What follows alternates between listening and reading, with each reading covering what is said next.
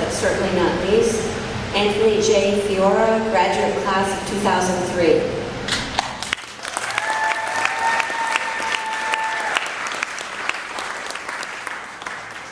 As Tony Fiori tells it, if it hadn't been for Princeton, and in particular the Woodrow Wilson School, he would still be back in San Diego, where he had attended the University of California and had worked at the Region Chamber of Commerce. In fact, the university is lucky Tony even matriculated. A native of California who will readily admit he misses its warm climate and beautiful beaches, he first visited campus on an uncomfortably raw, gray day. But what he remembers is how comfortably he fit with the people he met, sensing even then the world of Princeton was like family. He officially joined the family in September of 2001 and promptly began to serve the university. During his 2 years in the MPA program, he was treasurer of the Woodrow Wilson School Student Government, the graduate representative to the university's priority committee, and a member of the Council of the Princeton University Community, known as CPUC, among other roles. Those who knew him as a student were not at all surprised then when he volunteered to be a Woodrow Wilson School class agent for annual giving, and 2 years later, in 2006, he was asked to go on the board of the Association of Princeton Graduate Alumni, APGA. Although he notes that leadership was never on his radar, he was certainly on leadership's radar. In quick succession, he was treasurer, then vice president, and in 2012 became the APGA president. Tony's years as a student, as well as a volunteer, happened to coincide with a time of significant change in the graduate student experience, as well as in graduate alumni affairs, a change that culminated in the Many Minds, Many Stripes Graduate Alumni Conference in October 2013.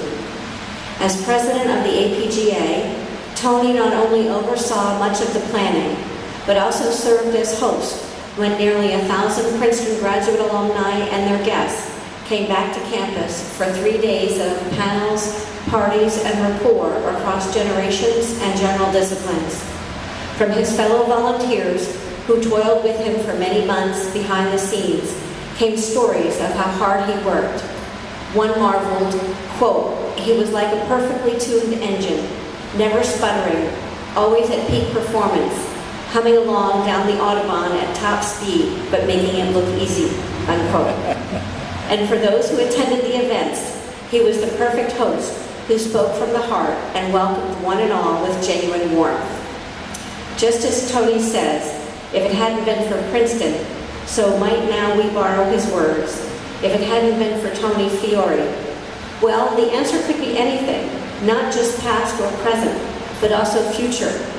The Alumni Council is delighted to present this Young Alumni Award, not to recognize a culmination, but to acknowledge an extraordinary commitment of service to Princeton.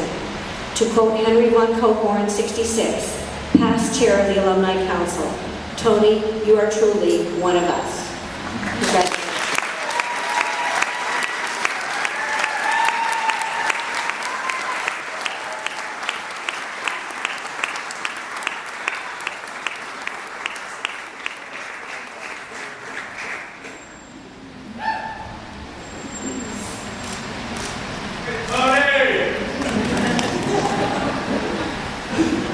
Thanks so much, Diane. It's very kind.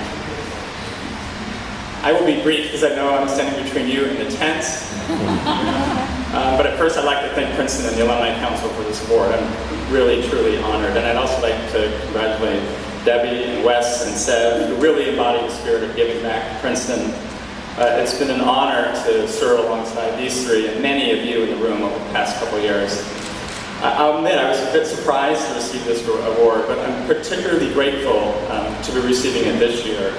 In particular, because Bill Russell, as we know, has stepped down as Dean of the Graduate School, and Ann Corwin, who I hope is here somewhere, here is celebrating 40 years of service to Princeton and the Woodrow Wilson School. And I this morning completed my tenure as 2 years as president of Princeton Graduate Alumni Association. So it's a particularly special year for me. I've served Princeton now for 10 years, and I can say with complete honesty that I really do blame my graduate alumni involvement on Bill and Ann. There's no doubt that the Woodrow Wilson School is the very best public policy school in the world. But the reason, but that was not the primary reason why I came to Princeton. Frankly, it was Ann Corlin. Ann has just done such a tremendous job for the school, and she, kind of twisted my arm and showed me the light, and actually helped me even get a job, and that's why we call her Ann Corione, the job father. But I also have to thank John Templeton, who's also standing in the back of the room, because I wouldn't have actually gotten into Princeton if it wasn't for John accepting me, so thank you, John. Without Ann and John, I may have gone to Berkeley or Columbia or Harvard, which we know would have been a serious mistake, although maybe a little better for my wardrobe. So Bill, of course, was the dean of the graduate school when I was a student here, and was primarily responsible for putting a bug in someone's ear to get me to come back and get involved in Princeton after I had graduated. And I served in a variety of capacities, as Diane mentioned. But when I was recruited for these positions, I thought I would just give a couple hours of service a month or whatever and call it a day. Someone actually said, "Don't worry, it's no more work than an hour a week." Needless to say, I was a bit naive. But I'd also like to thank a couple other people who really inspired me along the way. And some of you are here today: Dan DePresti and Rich Cox and Rose Lee, all former presidents of the APGA. Ann Sherrod and Henry von Cohorn and Nancy Newman, who have been such incredible mentors to me. Carol Barish, who is also here, who kind of twisted my arm one way or the other. And President Tillman, who's also was an inspiration as a student and as a volunteer. All of those folks and many others kind of helped me step inside the door of giving service to Princeton. And once I stepped inside, I really realized what it is a joy. It's a true joy to get back to this institution. I look back on my 2 years at the Woodrow Wilson School with great fondness. They were probably 2 of the best years of my life, frankly. I made incredible friendships, I learned important lessons, developed career skills that have really helped me in my career. And as a Californian, I even started to gain appreciation for rain and heat and snow and humidity. But I've really enjoyed my time here. And my volunteer service has been just such a tremendous opportunity, and I've just gained so much from working with APGA and helping plan the conference and really working with integrating graduate alumni relations back into the broader construct of the university. And for me, that's really been the most rewarding service over the last couple of years. Standing side by side with the talented team at the Wilson School, at the McLean House, and at the graduate school. Folks like Margaret Miller and Ann and Debbie Foster and Kara McCartney and Nicole Lynch and Elizabeth Dorman have just been real partners with me in kind of shepherding and integrating graduate alumni into this campus. The impact that we have made collectively is truly tremendous. We have improved graduate student life together, we have enhanced opportunities for graduate alumni to volunteer, and we have more and more graduate alumni coming back to campus, including this weekend, and I'm so very proud of that, and it's a real team effort to do that. As I told the APGA board this morning, it's pretty cool to look back over the last decade and see the progress that's been made. And this really is, in large part, the partnership that exists between graduate alumni, undergraduate alumni, and this campus.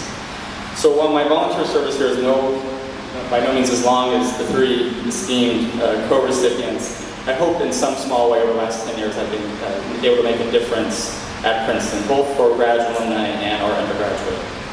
Finally, there's a number of my classmates that are in the room here from the great class of MPA 2003.